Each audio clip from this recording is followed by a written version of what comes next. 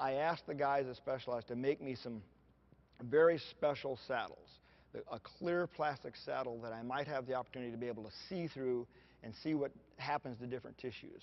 With this in mind, I recruited some of my previous patients, and pretty soon I had a basic group of about 12 women.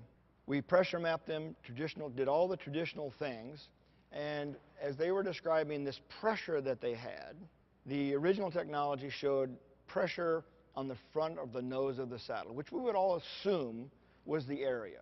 I went back to the clear plastic saddle so that we could actually see what was happening to the tissues. So the front of the saddle, where the pressure map had shown high pressure, the nose of the saddle and those tissues became ischemic, which is the lack of blood flow. So if I take my pink palm and I press on it, I make a white spot, that's ischemia. We knew that was going to be a problem. But during this time, we began to see edema or excess fluid collection in the other genitalia, the labial tissues, and it began to swell and grow through the cutout of the saddle.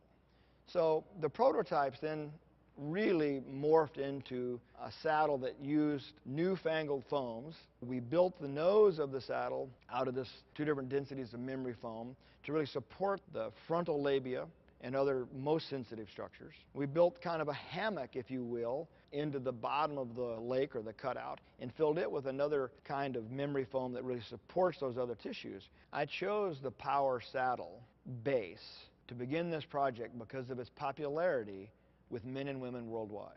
That said, the Power shape is not for everyone, and for that reason, there are other shapes in the pipeline and will be out shortly.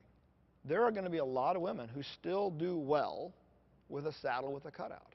But if they're suffering from numbness, pain, uncontrollable swelling, chronic irritation, I beg them to try this and move away from the cutout.